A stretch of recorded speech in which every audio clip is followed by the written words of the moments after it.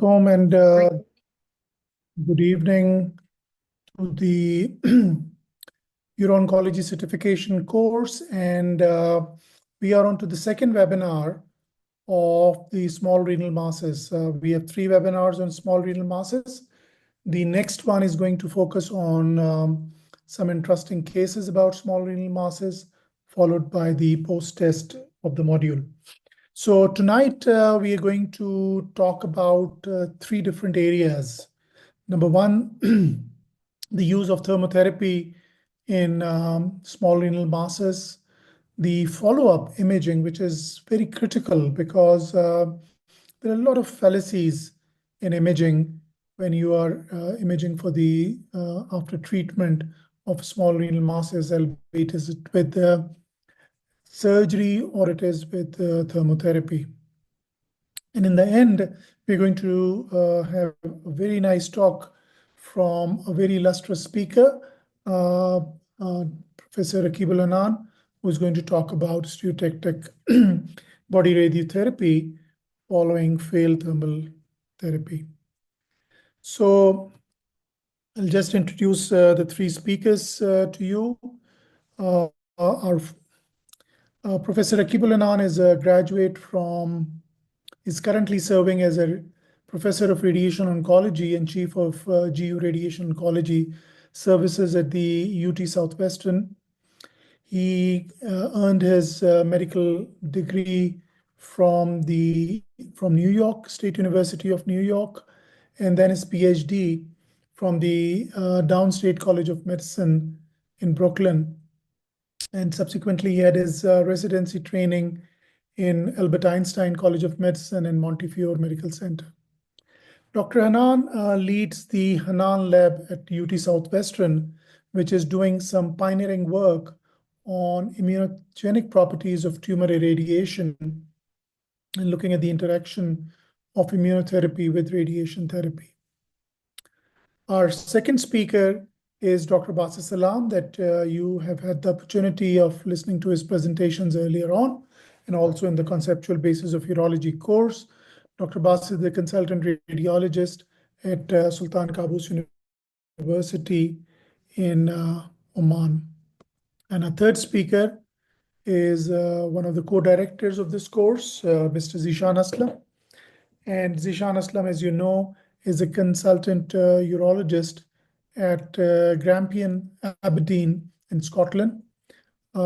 He has been very closely associated with urological activities in various parts of the world, including Pakistan and Africa. Unfortunately, Zishan is traveling at the moment. He is in a transit at the airport. He may be able to join us online, but his presentation is available to us as a pre-recorded presentation. So, Sharif, are you ready with the presentation? Professor Ahmad, I'm actually online, but I think let the presentation recording run because of the voice and noise at all.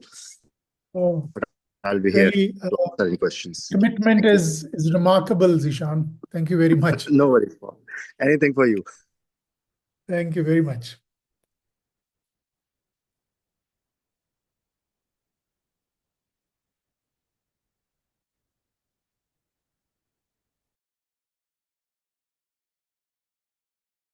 Well, thank you very much, Professor Hamad Attar, for inviting us for this wonderful uro-oncology course that has been going on. I am Zishan Aslam. I am a consultant urological surgeon based in Aberdeen Royal Infirmary. I have to send my apologies for not being available live during the session because 15th of March is my travel day to Pakistan for Ramadan and then Eid. So this is a talk on ablation treatment for small renal masses, thermotherapy, and we will touch a little bit on other ablative techniques as well. Basically, I would give the talk is more about a urologist perspective. Of course, we will discuss a little bit about the technical aspects as well. So I'm sure in the course module, you have already gone through these stats. The small renal masses less than 4 centimeter, up to 18% are malignant lesions. The good thing is that they have low metastatic potential, but the bad thing is they still have some metastatic potential, and that's where all these different modalities come into play about treating them with minimal morbidity. And the decision making, it all depends on the age of the patient, comorbidities, or how young is the patient. And above 3 centimeter is the zone when you start to lose the comfort of active surveillance. Also, to keep in mind that when we get into investigating and managing these conditions, biopsy has an important role, which can be 10 to 15% are indeterminate, despite that the accuracy has improved over years. And 1% can also have false negative biopsies. So ablations comparison is often with partial nephrectomy. Obviously, active surveillance is another modality, but we are talking about lesions where you have decided to treat them with some intervention. Cryoablation and radiofrequency ablation, the two most common forms of ablations, and these are EU guidelines. They suggest that they have clearly less morbidity, but they come with higher recurrence rate. And if you look at this table, the first recommendation, which is the strength rating is weak, but it offers active surveillance or ablation to frail or comorbid patients. And similarly, if you go to the very last one in the bottom, it says that do not offer routinely thermal ablation for tumors greater than 3 centimeter, and for cryoablation for tumors that are greater than 4 centimeter, because that's where success starts to go down. So this is clear that partial nephrectomy has better oncological outcomes. So selecting these patients, mostly these patients that we treat with ablations are elderly populations who maybe have significant comorbidities, and elderly populations or even slightly younger population, patients who are in their 60s or whom we don't classify as elderly in the West, which may have significant comorbidities. Similarly, moderate to severe CKDs, small lesions can be considered for ablation, even a relatively younger population, single kidneys, genetic predisposition, example, VHL syndrome, where patients may have multiple lesions and patients may need multiple treatment sessions of either ablation or surgery. And finally, patient's wishes. Counseling the patient, we have to mention all the options. And we have to give our opinion as well, which one is best for a particular patient. But we do mention that, and there may be one or patient who might want to go through the minimal morbid procedure.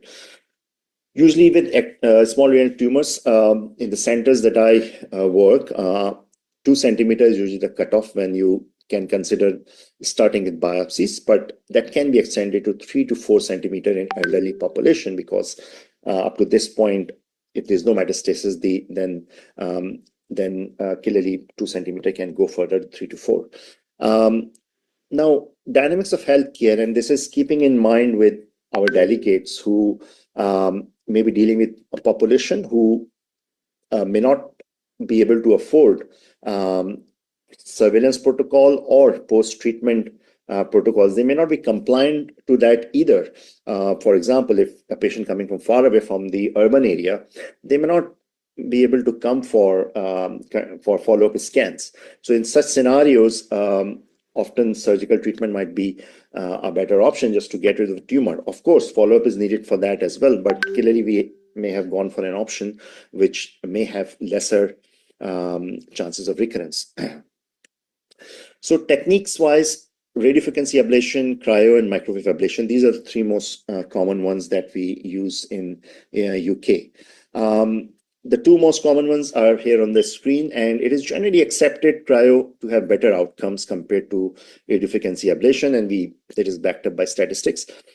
But in many centers, RFA is performed in 2 sessions of considered success or failure after the second session is given. And that has improved efficacy success to up to 95%, which is comparable. And my previous hospital, Nineville's, is one of those centers where they used to consider a second session. In terms of decision making, who makes the decision? So how the process works is, if patient, most of the time incidental diagnosis, gets discussed in the multidisciplinary meeting or tumor board meetings, the radiology team advises about the technical feasibility, whether this lesion is accessible or not. And often in tricky cases, it gets clear when they first do the biopsy. They cannot do the biopsy, then of course they may not be able to do ablations either. Who makes the decision? Our radiologist's input is very, very useful in the overall management, but at least in the West, the responsibility of decision of whether going ablation or partial nephrectomy, that falls on the shoulders of the urologist. And that's why urologist has more input in choosing the option, where radiology advises about technical feasibility. Joint clinic is better because you straight away can have discussion about surgery versus ablation. What are the success rate? What are the alternate in case if ablation fails? Then we do have the option of going ahead with the surgery.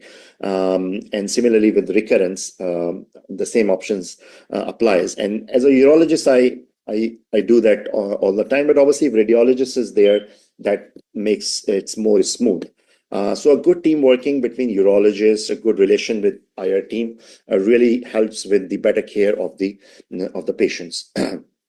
And patients often, when they are making decision, they need to be very well aware about success rate. And one of the things that I often mention to the patient is that if they go for partial nephrectomy at this time, yes, it is possible. But ablation, if it fails, then technically partial nephrectomy may not remain an option, and we might have to go with radical nephrectomy. So this is something a patient has to be very clear in their minds about. So most of my experience has been in my previous job in Nine Wells Hospital, where, as I was saying, it is biopsy-proven lesion, only then they proceed, and these are radiology protocols and guidelines. Our colleagues used to do it with local anesthetic, but now they do under general anesthetic. About 20 cases per year, and that's why Nine Wells was not only numbers were high, but proportionately it was one of those centers which was doing highest number, like 50-50 partial nephrectomy, or maybe 60%, 40%, which is much more than any other center in Scotland where I worked. Procedure done in the IR suite, and there's a dedicated anesthetist that our radiology colleagues had. Usually we tend to keep the patient overnight, although in many centers, patient could go home same day. And like I was saying, success rate is good response after 2 sessions, if a second session is needed in a tumor which is in a challenging position, or a tumor which is big. If it is successful, follow-up scans at 6 weeks, 6 months, 12 months, that annually up to 5 years. Of course, in younger population, sometimes we have to go for a lifelong follow-up. In terms of mechanism, RFA is high frequency electrical current which gets applied, and it causes cellular destruction by this production of high frequency energy and heat generation. And greater than 50 degrees centigrade, the intracellular protein suffers denaturation, coagulative necrosis. The procedure itself take about 15 to 20 minutes if it's a routine procedure. Cryoablation, by providing repeated freeze-thaw cycles, and intracellular ice crystals gets formed which destroys the cells, and argon gas is delivered in these with the tip of the needle, and it can reach a temperature below minus 100 degrees Celsius. And this procedure, although both ablation and cryo can be done laparoscopically or percutaneous, there was a time very few consultants had been doing it laparoscopically, but most commonly they are percutaneous. Microwave ablation is also available in the Aberdeen, but it's very rarely used, and this technique has not really taken off a lot in UK. It's partly because it coincided with the introduction of more and more robots in the country, which means that the boundaries for partial nephrectomy has pushed up the age limits, comorbidities point of view, and patients were more having partial nephrectomies than any sort of ablations. And this is with the use of electromagnetic energy between 300 megahertz to 300 giga, and which results in heat generation and damage to the cancer cells.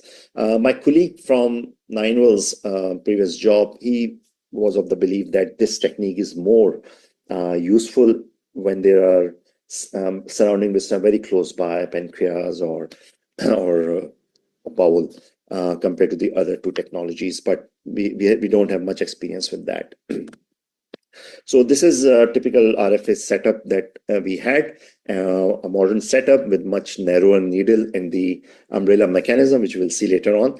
And there is some sort of a kind of a sheet onto the needle, which can help to with irrigation as well, like a cold fluid, which prevents any heat dissipation into the normal structures.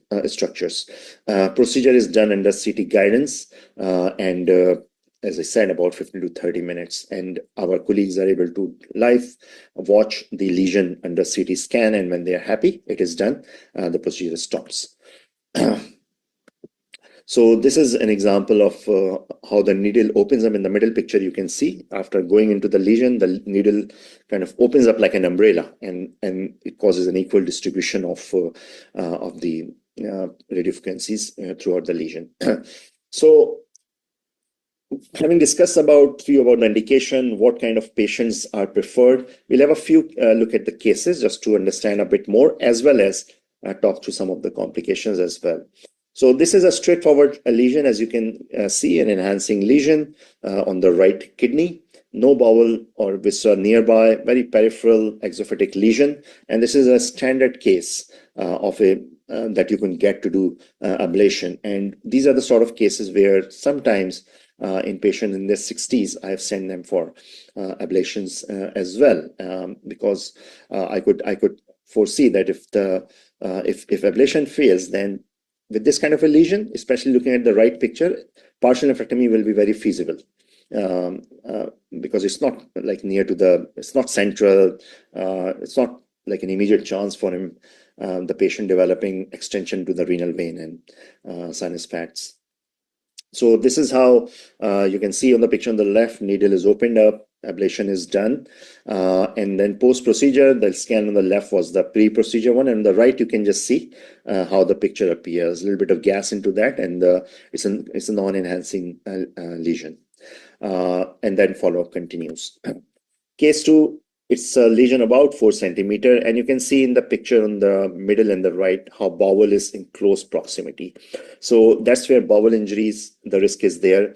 In our center, during my tenure, I did not come across any bowel injury, but my colleagues tell that before I started, there was one case of bowel injury that has happened, and that was early phase of ablations. So what radiologists do is that they perform what we call as hydrodissection, and you can see in the middle picture on the right that there's an extra needle which they put between the colon and the gerotas, and that helps to lift off the bowel, creating a space and preventing thermal injury to the bowel. And they use it pretty much very often in most cases when I go through the reports and of the procedure, because obviously I'm not there in all the cases. And on that note, I would mention another interesting case of a lap-assisted RFA. So this was a lady, 60-year-old, who had previous left radical nephrectomy. It was confirmed cancer, and she had a small lesion on the right side, which was under active surveillance. And the lesion has got to 3 centimeter. Now, this lady had a very good understanding of all the technicalities of different options, risks and benefits. And she was in no way prepared to have any kind of surgical intervention done to her kidney because of the risk of losing her only kidney. And to be honest, somewhere in my heart, I was very happy with her decision as well. And she had previous cholecystectomy, and I don't know whether it was due to that or some other reason. She had probably the longest and the most tortuous duodenum I've ever seen in my life, which was draping all over the kidney in a funny way. And I'm really sorry I don't have the pictures, because obviously I'm not in that hospital anymore. But she was prepared, and this is where for the first time I had made this suggestion that what we did is, and she was agreeing to that, is under anesthetic, in main theaters, first I performed laparoscopic mobilization, completely mobilizing duodenum away from the lesion, and then we transferred her straight away under the same GA to the IR, and ablation was done without any problem. No recurrence for 3 years follow until I left the hospital for that. So that was very, from a job satisfaction point of view, a really nice experience for both me and my radiology colleague, Dr. Pillai.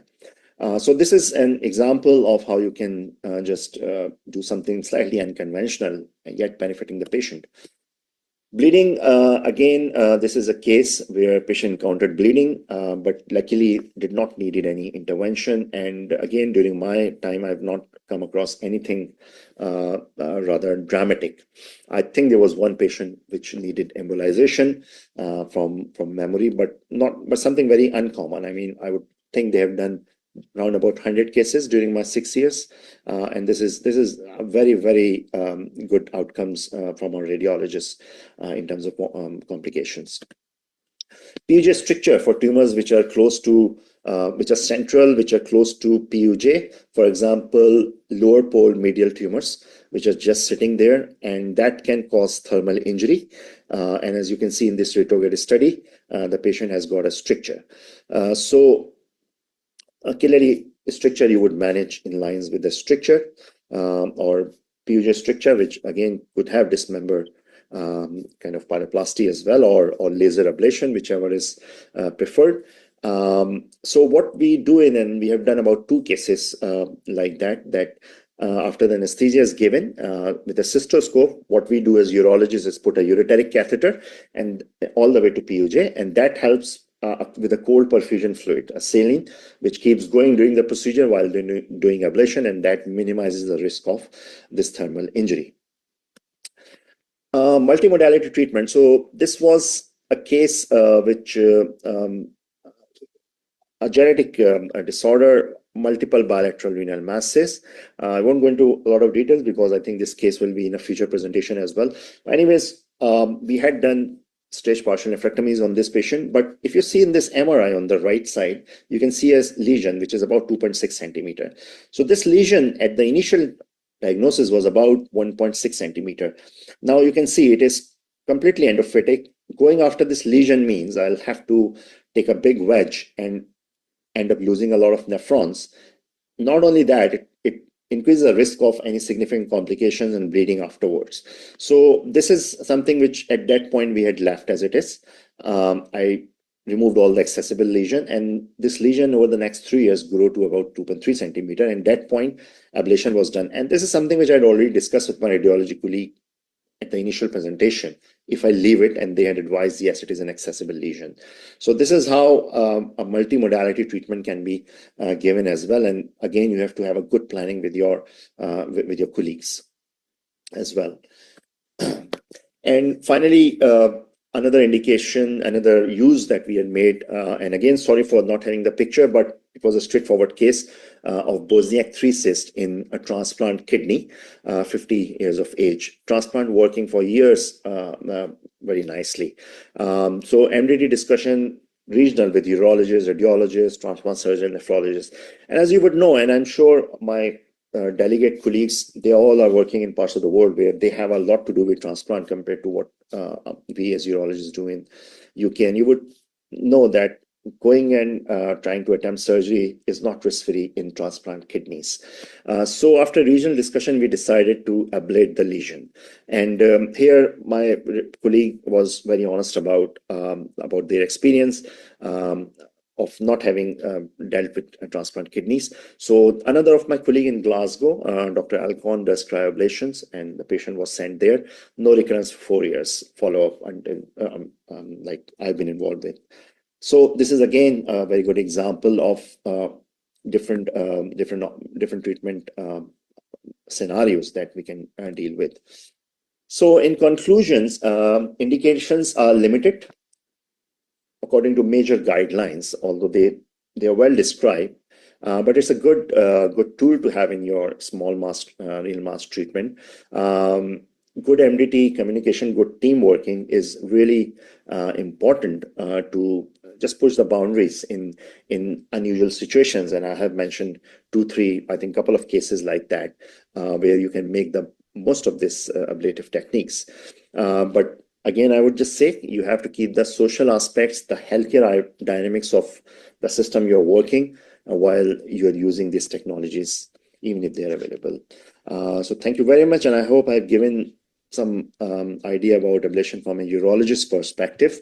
I'm sorry I'm not there to take questions, but I'm pretty sure Professor Hamadthar and colleagues would be able to help me there. Thank you very much. Thank you very much, Zishan. I think you have illustrated this and introduced the subject of thermotherapy to our colleagues very nicely. And I think the most important message that has gone across is that thermotherapy is not a waste bucket. It's not for those who are not suitable for surgery.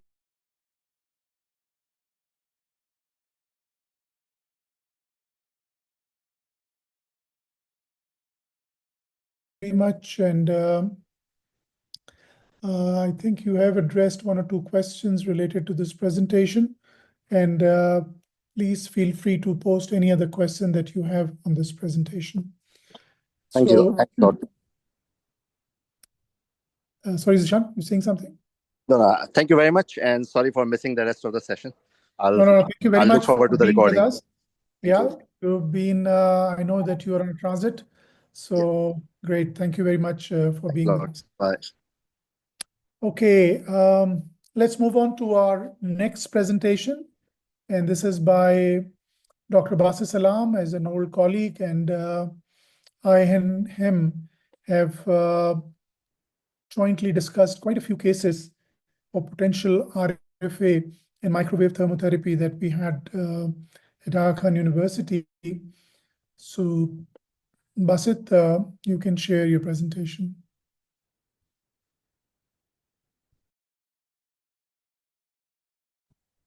Assalamualaikum. I hope you guys can hear me. Yeah, we can hear you.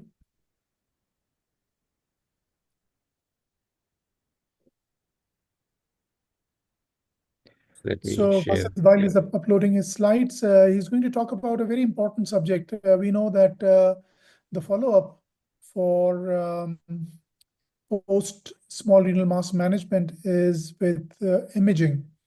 And imaging is very confusing after both surgery and radiation and thermotherapy. So Basit, please. Thank you, Dr. Hamad. So I'll be discussing about the imaging follow-up and the potential complications or changes that we are expected to see on the imaging follow-up after partial nephrectomy, and also after ablation, because the imaging findings are very overlapping after the two procedures. So nephron-sparing surgery is the standard surgical approach for patients with localized small renal cell tumors. The complication rate ranges from 4 to 37%, depending on the factors such as patient's health status, tumor size, and techniques performed. Most complications are managed conservatively or with some minimal interventions, mostly by the radiology colleagues. And the American College of Radiology recommends that post-intervention follow-up strategies incorporates baseline imaging performed post-operatively within 3 to 12 months and follow-up imaging after that for at least 3 to 5 years, with the frequency depending on the risk and the stage of the tumor. Expected findings that we see are parenchymal defects, linear or stellate parenchymal scar, fat at the excision site, and reactive changes in the perinephric fat and the renal parenchymal changes. These are the images from cross-sectional imaging. The two images on the left side of the screen are from the CT, while the right two images are from the MRI. So this is the pre-operative, so I hope you can see this my pointer. The preoperative axial CT, which is after the contrast administration, is showing an enhancing mass, which is near the interpolar region of the right kidney. And on a subsequent image, which is after the surgery, you can see some scarring here, and the lesion is gone. And similarly, there is another lesion which is on the left kidney. This is the axial T1 MR image, and on subsequent follow-up imaging, you can see a scar at the tumor site without any enhancement. This is the post-contrast MRs. So, iatrogenic complications that occur after partial nephrectomy or ablations include bleeding being the most common complications, and it can manifest between hours due to leakage from an inappropriately ligated vessels or weeks after the surgery due to rupture of a pseudoaneurysm. And hemorrhage may be asymptomatic, or it may manifest with anemia, hematuria, or flank pain. Imaging findings usually will show active contrast extravasation along the surgical site or the probe tract or the perinephric hematoma or a large retroperitoneal hematoma. The acute hematoma can be visualized on ultrasound images as an hyperechoic collection, which is around the kidney. And on a plain CT scan, we see there is a hyperattenuating collection, depending on the stage, with the CT density between the range of 40 to 90 Hounsfield unit may be present in the perinephric space, and this active bleeding is usually suggested when this hematoma is enlarging. So this is this first left image is from a non-contrast CT. You can see the density of the renal parenchyma and this hyperdense collection, which is because of hematoma in the perinephric space. You can see some air in the soft tissues as well because of the recent surgery. And we see that on the MR, there is a mixed signal or hypo and hyper intense signal secondary to hematoma, which was present after 2 months of surgery. But on subsequent T1 weighted images, you will see that this is bright, but there is no enhancement after contrast, which is confirming this hematoma to be a chronic hematoma. In patients with gross hematuria, bleeding into the collecting systems may have a variable density depending on the stage, and there can be hyperattenuation present with the collecting system on the non-contrast CT, and active bleeding is usually detected on CT angiography or digital subsection angiography as a focus of high attenuation with the CT density of greater than 90 Hounsfield unit, which is usually close to the adjacent vessel on arterial phase, and then this diffuses on subsequent portovenous phase of the CT. On MR, similarly, we expect to see hematomas that have variable T1 and T2 hyperintensities, and there can be contrast exacerbation, which is very similar to that which is seen on the CT on dynamic on post-contrast MR sequences. Usually, most hematomas are managed conservatively with blood transfusion, and they are stable on serial imaging. And some patients may require angioembolization if they are dropping hemoglobin and are becoming hemodynamically unstable. And surgical revision or nephrectomy stays at the bottom of the list if our embolization fails. Pseudoaneurysm is also one of the common complications that we see after partial nephrectomy or after percutaneous ablation therapies. And it is usually a localized contained hematoma around the injured artery outside the true arterial wall. And it's not very uncommon, but can be seen due to intrarenal arterial injury often because of improper closure of the sinus or the intrarenal vessel after partial nephrectomy. The timing of pseudoaneurysm manifestations is often delayed with respect to the associated procedure, and the patients may present within a week to a month post-operatively, when usually these pseudoaneurysms ruptured. Usually ultrasound is the initial imaging that is mostly ordered, and on ultrasound, we expect to see pseudoaneurysm as a typical ovoid hypoechoic or cystic structure with a hypoechoic rim of variable thickness. And if we apply color Doppler on this structure, so there is going to be a bidirectional to and fro arterial signals on the spectral Doppler waveform. Usually, this is confirmed on the uh, post-contrast CT scan, which is done on at least a triphasic protocol. And on CT, we see that there is an enhancing, well-defined round or oval or a fusiform vascular structures that is that is originating from either the main or the segmental renal arteries. And during the nephrogenic phase, we see that these pseudoaneurysms are attenuating to the relative arteries and are often adjacent to the non-enhancing hematomas. And CT is very accurate and very helpful in identifying the culprit vessel, which is subsequently, if required, can be traced well, and we can plan if the patient needs in future angioembolization. Similarly, MR, like CT, also shows an ovoid lesion with that is eccentric to the artery, and it has a variable T1 and T2 signals on arterial phase images, where that is very much comparable to that what we see on CT. On T2, they present as flow void structures in high flow pseudoaneurysms, and pulsation artifact is an important clue on MR that makes a diagnosis of pseudoaneurysm very clear.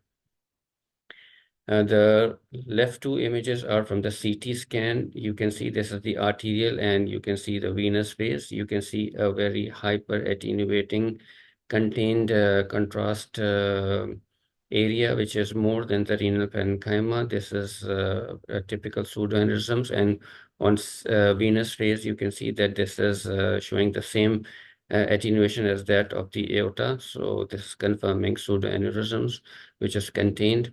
And this image is from the T2 weighted MR sequence, in which we can see, because of the high flow, it is appearing as a flow void structures, and it was subsequently treated by embolization. You can see the streaking artifact of the metallic coil that was used to embolize the culprit vessel, and you can see that the pseudoaneurysms has been completely taken care of, and there is no residual contrast enhancement on this pseudoaneurysms after successful angioembolization. Another complication is arteriovenous fistula, that is direct communication between the intrarenal artery and the vein. And this injury occurs due to contiguous arterial and venous wall injury during the surgery. And the incidence is, though very low, it is less than around 1% in partial nephrectomy. And most AVFs are asymptomatic, but they can manifest with symptomatic anemia, flank pain, or gross hematuриas. And the typical presentation is between 2 to 4 weeks after the surgery or ablation. And AVF on ultrasound also appears as a pulsatile cystic or tubular anechoic structure. And on Doppler, there is mosaic pattern with demonstration of arterial waveform in the renal vein, which increase flow velocities and decrease arterial resistance. And CT or MR are highly accurate in identifying the AVFs and their locations. and they are usually seen as asymmetric enhancement of the renal vein, which is early and IVC. That is identical to that of the abdominal aorta and the renal arteries in the corticomedullary phase. And similarly, on MR, they appear as tortuous flow voids, and on MR angiogram, they also demonstrate early venous filling. And the vessels on CT and MR can very easily be identified, which, if required, subsequently will guide us for the embolization. These are the MR sequences. This top left one is the T1 and subsequently the T2 weighted images. Both are showing flow void. You can see this dark area due to this AVF, and on this post-contrast sequence, you can see the contrast intensity on the aorta is very similar, which is seen here in the artery and this in the vein and this communication.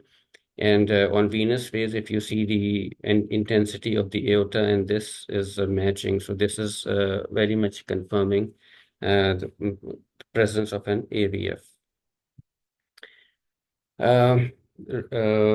One of the complication of this partial nephrectomy is renal ischemia, which is again very low, but can happen, and this is because of the hilar clamping or placement of deep parenchymal sutures that causes injury to the underlying vessels, and the increased manipulation of the renal arteries. These are the predisposing factors for the development of ischemia.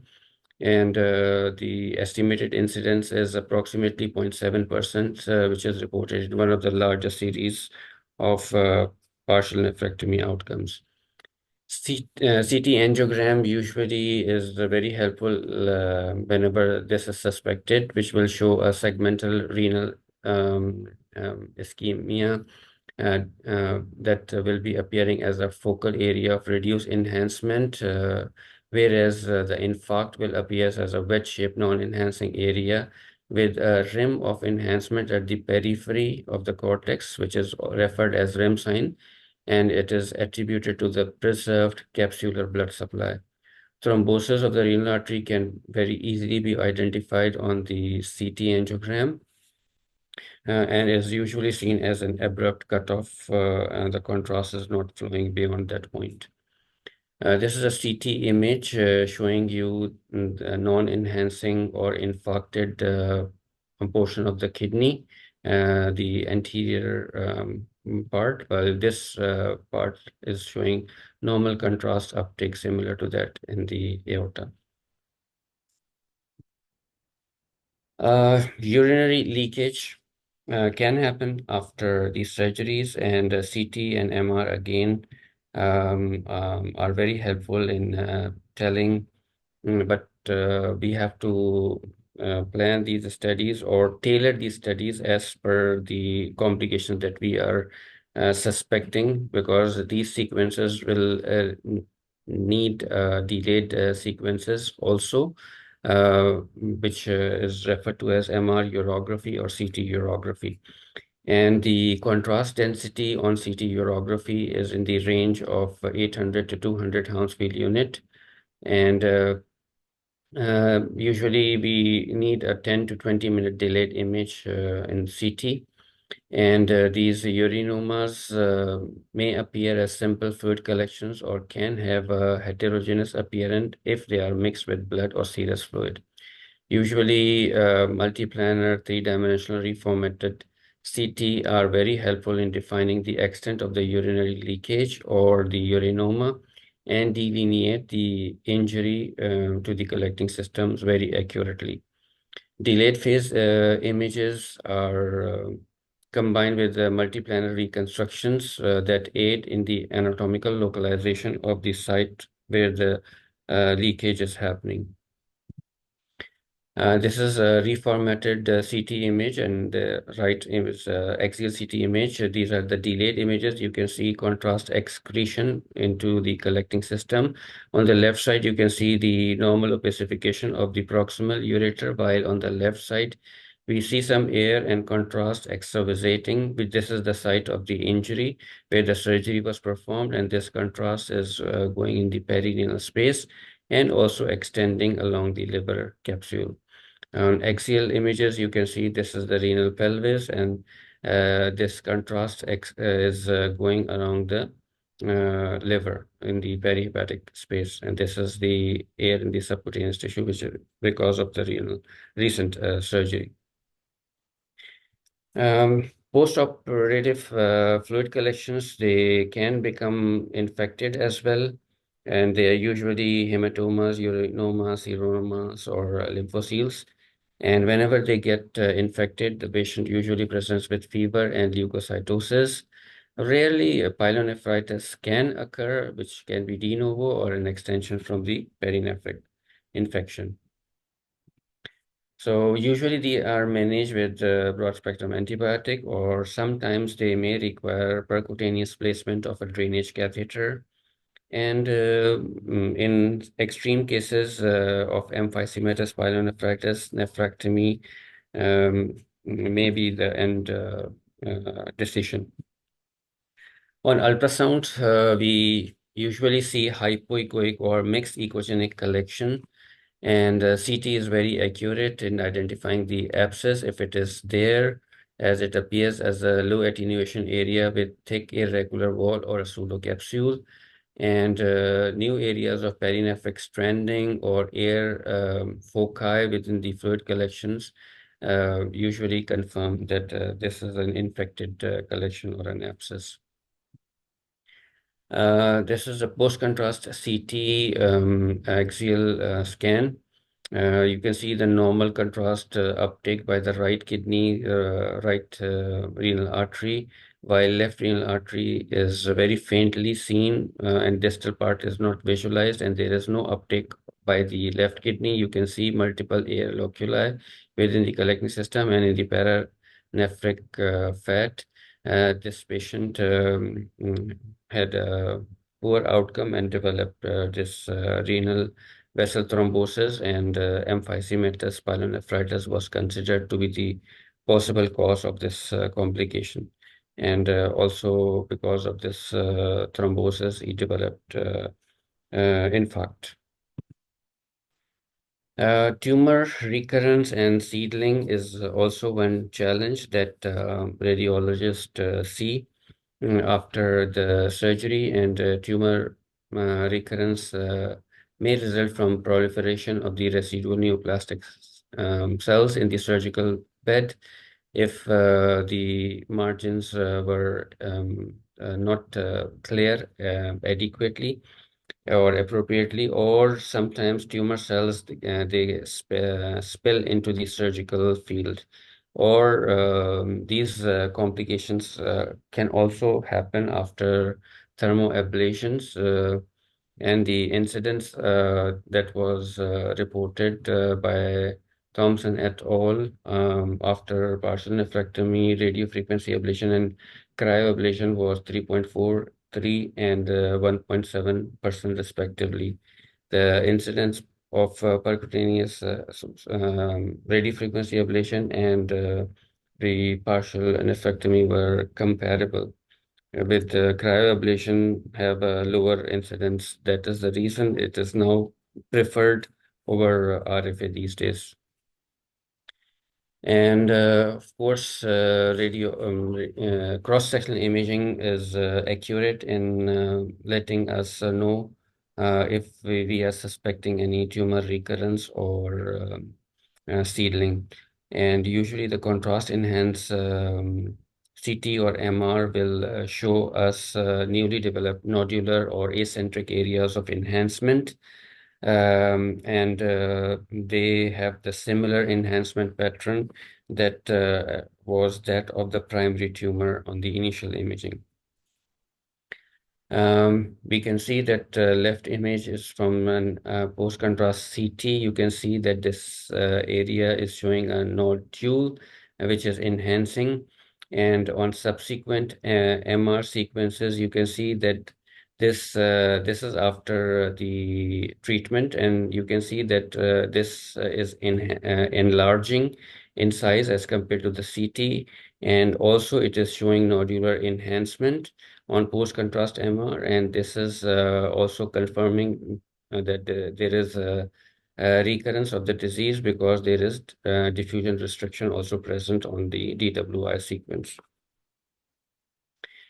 Tumor seedling is one of the complications that has an incidence of less than 1% after ablation therapies, and any new or growing enhancing nodule in the ablation tract is highly suspicious for possible tumor seedling. Sometimes it can be difficult to differentiate between inflammatory nodule versus tumor seedling, and biopsy is usually required for these lesions if they are not regressing on subsequent follow-up. And they can be treated depending how or where the location is with repeat ablation. And usually most of the operators while doing ablation prefer doing tract ablation, which reduces the chances of tumor seedling along the tract.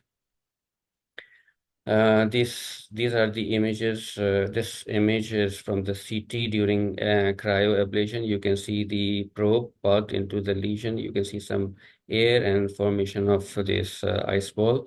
And on subsequent follow-up, you can see that there is this irregular, very weird-looking nodule, which is showing nodular enhancement as well. So it was suspected possible residual or a recurrent lesion, so for which biopsy was done, which turned out to be chronic inflammation and fibrosis.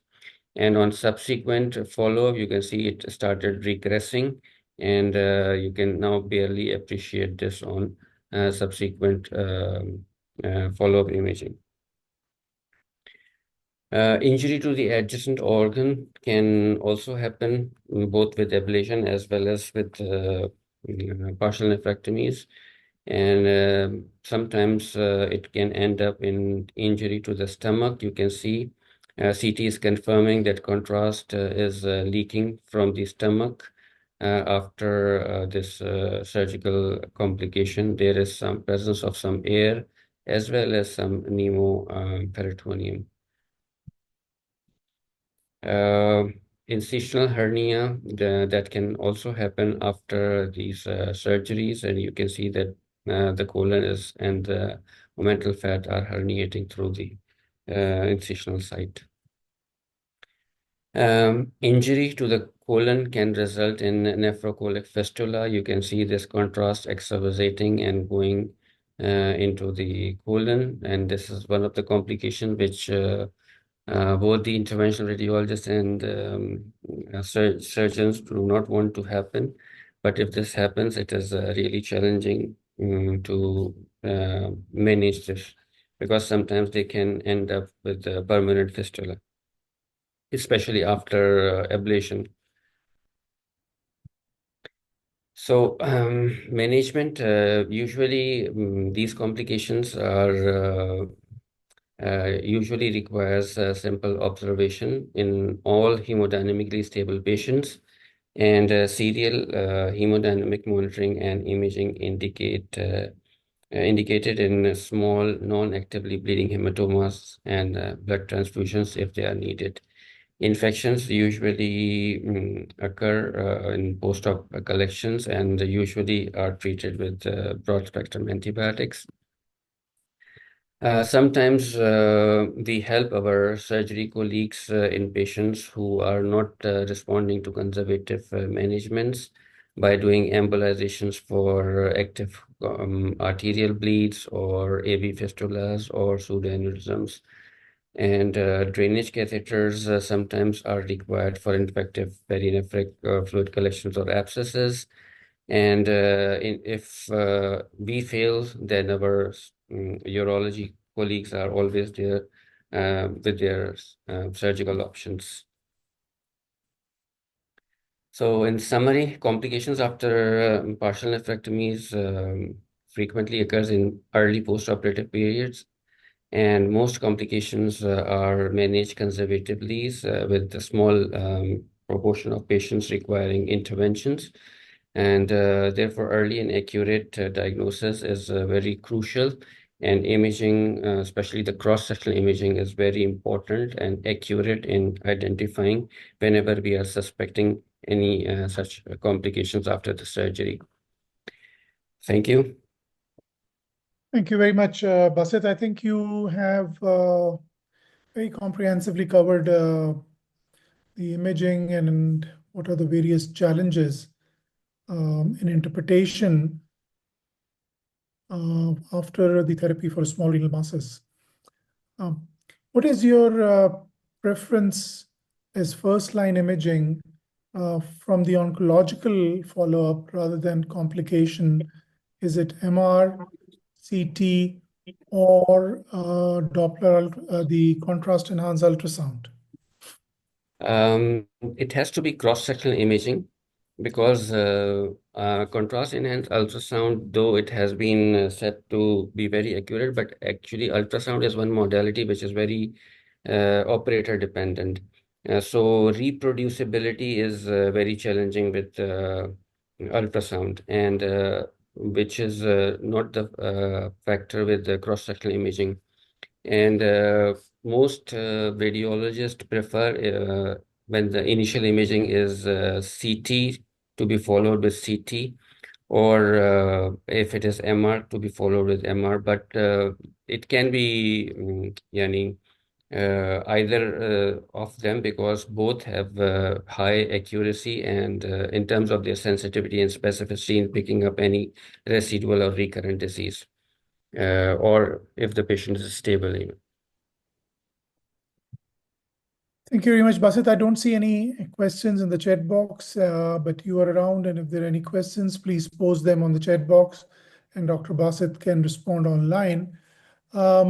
We move on to the last bit of our program this evening, and very fortunate to have Professor Rakibul Hanan, who is a radiation oncologist at UT Southwestern. Professor Rakibul Hanan, we are very fortunate to have you. Thank you very much for being here this evening. And he's going to talk about the salvage stereotactic body radiotherapy. We know that there is an increasing role as a primary in certain situations. So, Professor Hanan, the screen is yours. Thank you, Dr. Athar, and thank you for inviting me to give this talk. Is everyone able to hear me well and see my screen? Yes, perfect. Okay. All right, so we'll get started. My disclosures, nothing relevant to this talk other than I'm a radiation oncologist. So I'll briefly introduce stereotactic radiation, which sometimes we call SBRT or SABR. And I will use those words interchangeably. In this talk, I was given to talk about salvage SABR, but if we just focus on salvage SABR, that'll be a 5-minute talk because there isn't too much data, which I will go over whatever limited data we have. So I thought we cover in general stereotactic radiation's application for primary and localized kidney cancers, small renal masses, a little bit larger ones, and then some salvage options with SABR. And in the next module, we'll talk more about locally advanced and metastatic kidney cancer. So I always introduce my talk with this background, which is really has actually probably harmed the field quite a bit, and making kidney cancer known to be radio-resistant, which is completely a myth. All of that stemmed from this one study back in the 90s that looked into giving radiation at low doses, which is 2 gray per fraction. That's the dose used for those 6, 7, 8-week course of radiation, not completely stereotactic at all. And this study actually looked into giving these doses in Petri dishes and did it for 76 human cancer cell lines, and happened to be one cell line had to be more resistant, and that was renal cell.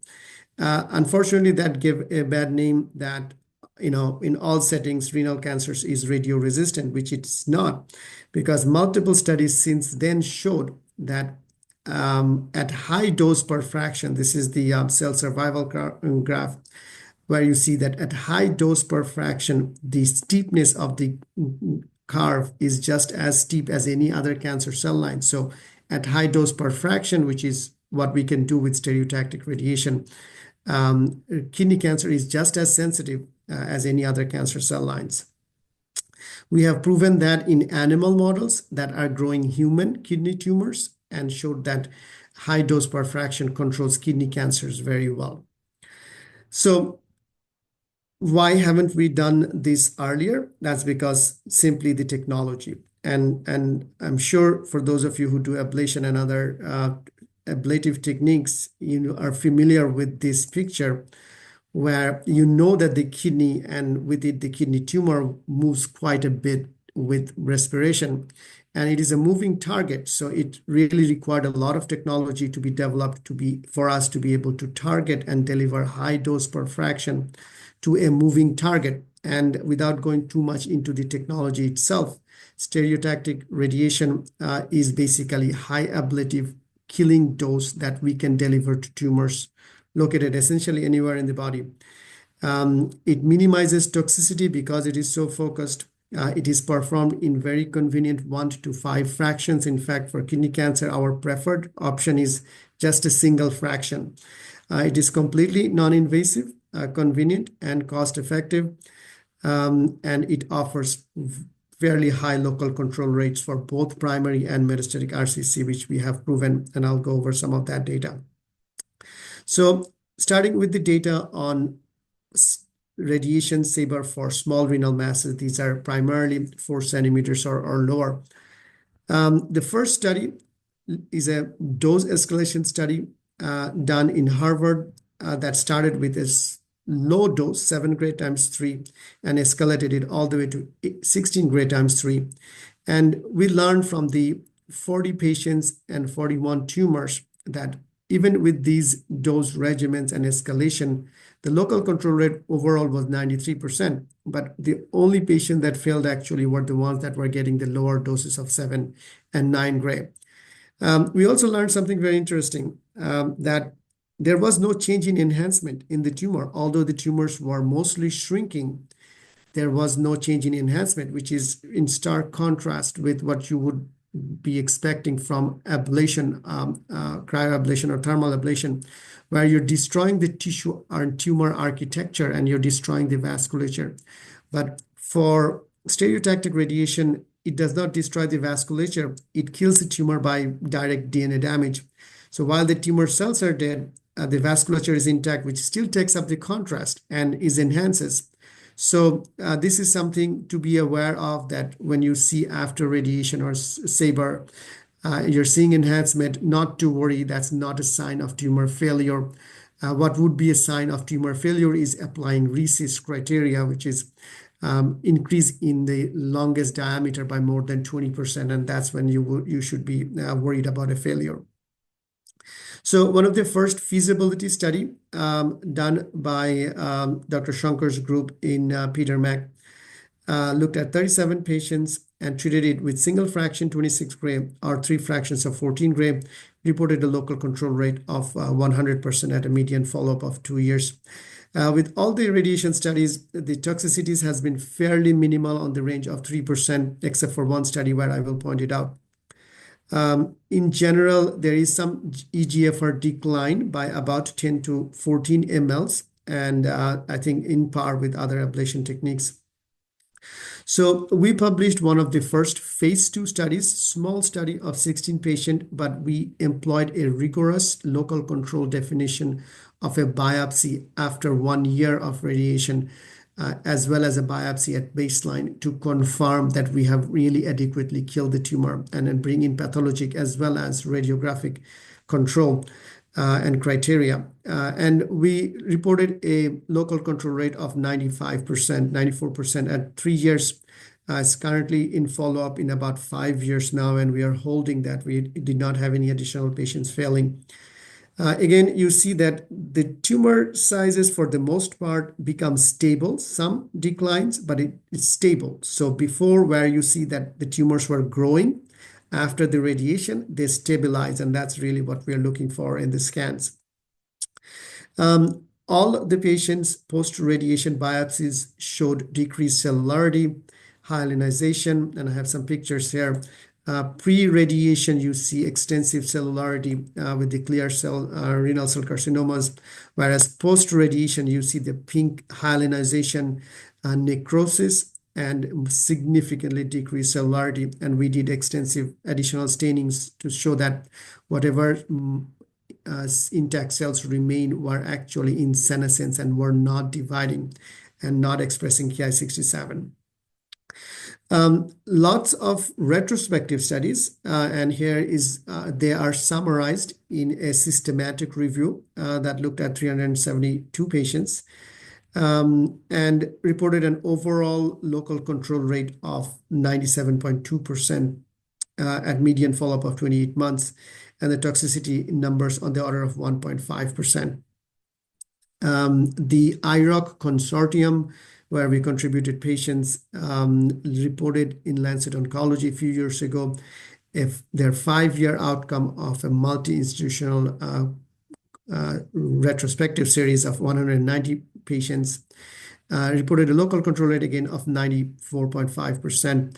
Interestingly, they noticed that single fraction SABR worked better than 3 fraction or 5 fraction SABR.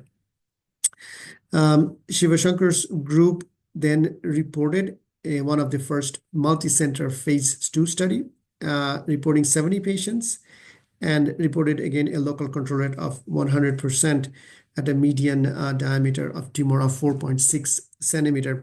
Here you see that the toxicity is a little bit higher, 10%, which I think is attributed to a little bit higher radiation dose that he uses. 42 gray in 3 and 26 gray in 1 perhaps is more dose than we need to adequately control the kidney tumors.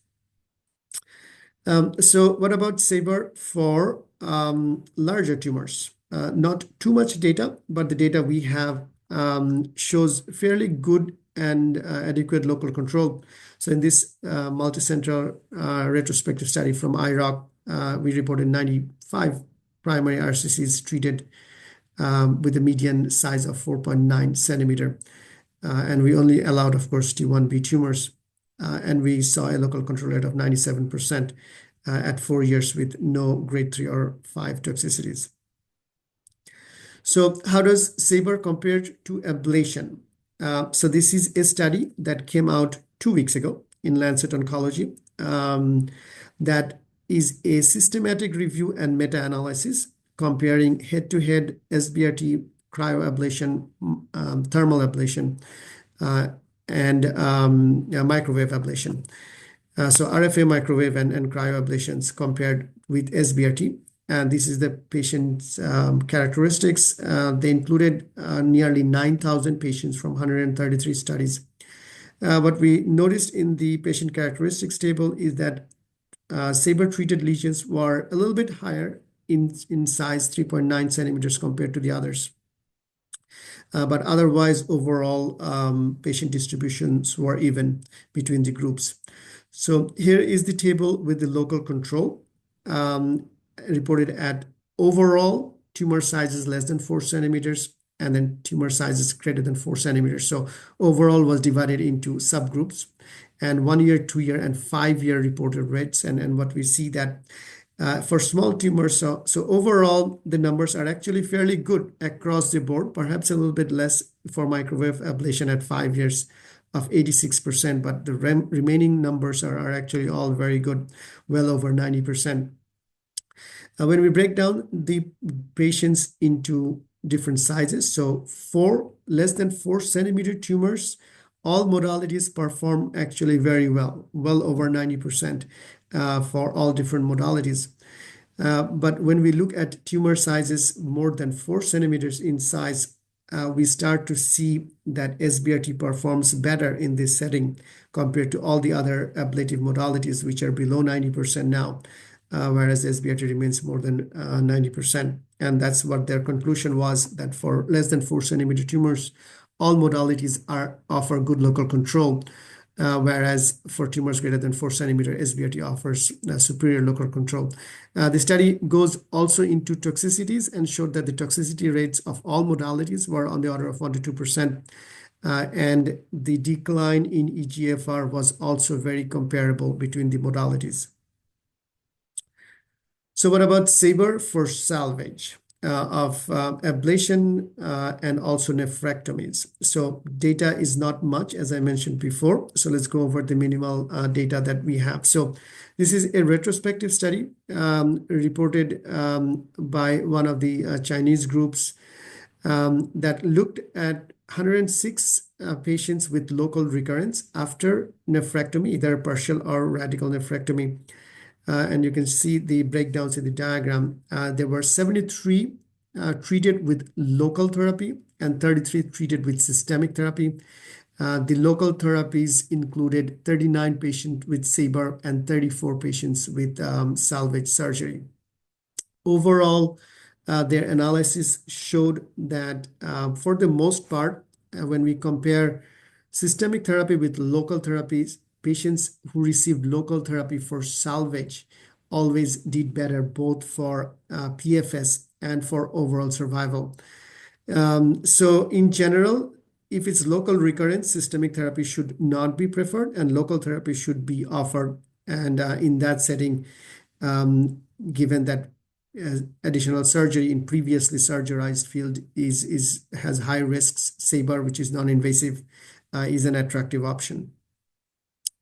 So the IROC pulled together a multi-institutional collection of cases of 17 patients and reported the outcome of treating 18 tumors that underwent failure after ablation that was salvaged with stereotactic radiation. And we saw a 100% local control rate with the waterfall plot showing the responses here. The median tumor size at recurrence was about 3.5 centimeters, and the median time from ablation to SABR was about 3.3 years, with the overall median follow-up of about 3.36 years. So 4 patients also progressed distantly. We are currently doing our own review. So this is unpublished data that we are writing the manuscript now, and we hope to publish in the next several months. We identified 21 patients with local failure after nephrectomy, radical and partial, in our institution. In this review, we had 11 patients that failed radical nephrectomy and 10 patients that failed partial nephrectomy. Margins were negative in 16 of those, so 76% of the patients. Many patients had both local and distant recurrences, but of course, their distant disease was controlled with systemic therapy, which is why we went forward with salvaging these local recurrences with stereotactic radiation. With a median follow-up of 35.6 months, we report a local control rate of 95% for the salvage SABR. So in conclusion, SABR is non-invasive, safe, and effective for primary kidney cancers. Its local control rates are often 95% or higher, with minimal toxicity that ranges from 2 to 10%, but mainly about 2 to 5% with grade 3 or higher toxicities. It is effective for both small and larger tumors. It is an effective means of salvage for ablation and for nephrectomy salvage. Future directions, which I may talk about in the next module, is application of SABR in more advanced settings of IVC tumor thrombus, cytoreduction, immune modulation, and perhaps oligomet and oligoprogressive settings. With that, that is all I had. Thank you for your attention, and I would be happy to take questions. Thank you very much, Professor Hanan. It's a wonderful talk. I think you have taken us through some of the milestone works on the subject. There are a couple of questions, and there are two very similar questions. One from Nadeem Pervez, who is our radiation oncologist in Abu Dhabi and one of the delegate of this course, is Hazratullah, who asked about the cutoffs. I know that in your series, the median size was about 4.9 centimeters. So there must be tumors which are maybe up to 6 centimeters. So what is your cutoff? So that's a very good question. And it reminds me that I will bring in a few examples of cases that I have treated. So I do not have a size cutoff. It is more location, anatomy, and proximity cutoff. So if I have a tumor that is wrapped around small bowel, I think the previous speaker was talking about a tumor that had duodenum wrapped around it. Yes, something like that would be daunting. But there is a lot of new technologies that are available now to us. For example, we are able to do adaptation now, and we have MR-Linac as well as CT-based adaptive technology, where we will give one very large dose of radiation and wait a whole month and then do replan on the fly and do second dose of radiation based on how the tumor has responded and the tumor has shrunk. And I'll try to bring in some examples next time. So no real cutoff. I have treated tumor sizes that are 10 centimeters or higher even, but it's more on location. If it is an anterior tumor, exophytic, proximity to small bowel, not large bowel, small bowel, yes, I would worry about those having bowel toxicity, and I would be careful, but there are several strategies I would apply in that setting. If I have adaptive available, I will use adaptive. If not, the other spacing out of the high dose radiation works well. I will often pre-treat with sucralfate or protonics to reduce the impacts of the ulcer or probability of ulcer formation. So multiple techniques I will use, but yes, those are kind of what my limits are. Very good question. Yeah, so there's another question by Dr. Khurram Siddiqui, who's one of the faculty in this course. And this is about the follow-up of these patients who have a primary SABR for kidney cancer. Is imaging the first line or biopsy is mandatory, and what are the timeframes? A very good question. So we do not need to do biopsies anymore. That was only for the clinical trial to just prove the point that we are able to achieve pathology control. So no biopsy is needed. We apply routinely the RECIST criteria, which is greater than 20% increase from the baseline. Now, I have seen many times some subacute inflammation coming from radiation. So radiation killing the tumor cells, inducing an immune response, inflammatory response, which is actually one of my fields of research in the lab. We see a lot of infiltration of neutrophils and other inflammatory cells that makes the tumor look bigger. So for the first 3 months after radiation, I do not even scan, because if I scan, sometimes the tumor looks a little bit bigger. It really makes the patient and the providers anxious. I actually start my scans 6 months later, and then I would do scans every 6 months. Ideally MRI, but if not MRI, if you're able to do contrast enhanced CTs, that would be sufficient. And again, don't look for the enhancement reduction, but look for stability in size and eventual decrease in size. But nonetheless, so that's what I would do to follow these patients. Okay, thanks. One last question is from a radiation oncologist, Dr. Nadeem Pervez, about do you use any motion management during SABR? Yes, absolutely. And that's why I showed the video. That video actually was generated from a 4D CT, which is part of our motion management. So the 4D CT, four-dimensional CT, allows us to generate a video of the motion and tells us exactly what portion of the breathing cycle the tumor is located where. So that video correlates with the breathing cycle of the patient. And so that's one of the ways of doing motion assessment. In terms of motion management, we do gating. And we also do active breath hold and also abdominal compression. Tumor tracking is another one.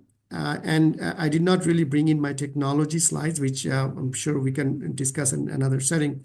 But there is extensive technology that helps us do that. But motion assessment and management is critical in doing, pinpoint dose delivery in these settings where you have critical structures like bowel nearby. So yes, motion management assessment, very important. Thank you very much. We will be moving on to the next webinar on small cell renal cancer, and this will be on some selected cases plus the post test for the module. And Professor Anand, we'll be really looking forward to your next talk. I know that your lab is doing some pioneering work in immunomodulation and immunotherapy and the impact of immune changes with radiation. So really looking forward to your talk next time. Thank you very much. Absolutely. My pleasure. I'm looking forward to the discussion and talk also. Thank you very much. Have a very good evening. Thank you very much, and Allah Hafiz. Allah Hafiz.